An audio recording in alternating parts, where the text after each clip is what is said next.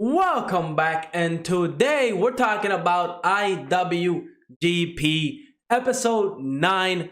Like always, let's just jump into it.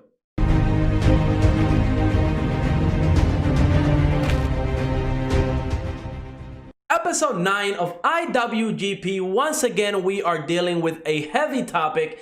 This time is discrimination and racism. We see there are two different groups that are essentially kind of opposites to each other, right? We have the CRF. Their whole message is to drive all the foreigners out of Japan. Like, they don't want like Chinese people or any other foreigners in Japan. They want to drive them all out. And then we have the AHE.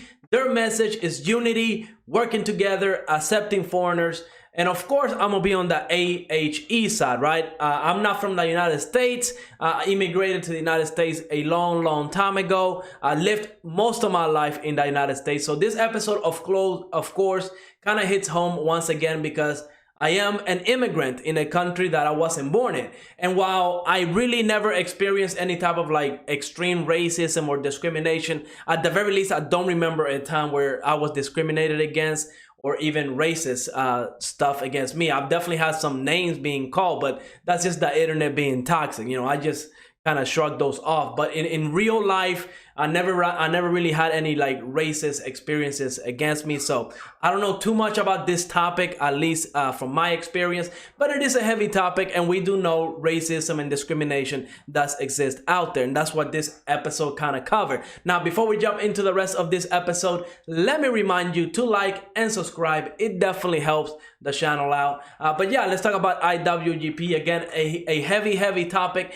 But I do have to say, I was not feeling this episode too much. We got introduced to so many different characters in this episode, and we're probably not going to see those characters again. I mean, like the leader of the CRF, the woman, she was spewing all that hate, saying that all the foreigners need to get out. It's her beliefs, it's whatever. And then we have the leader of the AHE kind of trying to protect that group because of the extremists that are in the AHE group, right? Like we know there's some extremists in there that are willing to hire people to hurt the CRF group, right? So both groups are really kind of like hostile against each other. So the G-Boys were kind of involved to protect the CRF. So that's awesome. But again, I just don't really care about this new introduction of characters that we met, right? Like, it's not like Makoto's adoptive sister. Like, I cared about her because her story was more personal rather than a whole group, right? So I kind of related to her story a little bit more than this episode. But it's all right, okay? I do think the episode could have been a lot better. I was hoping it was going to be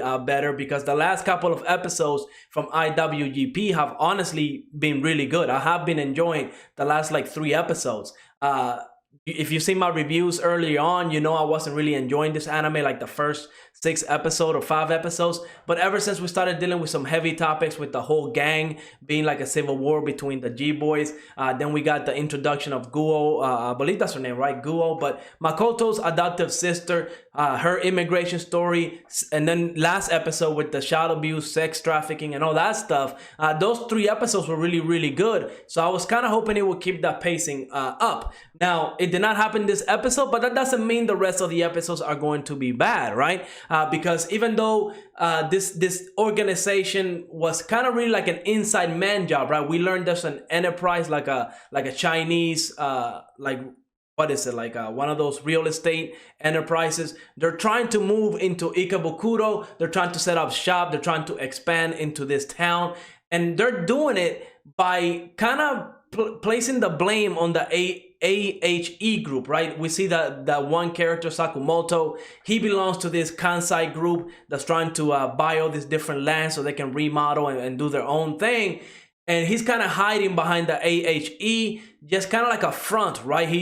They go to these different towns, and then that Sakamoto character, he kind of goes around land sharking different restaurants and buildings.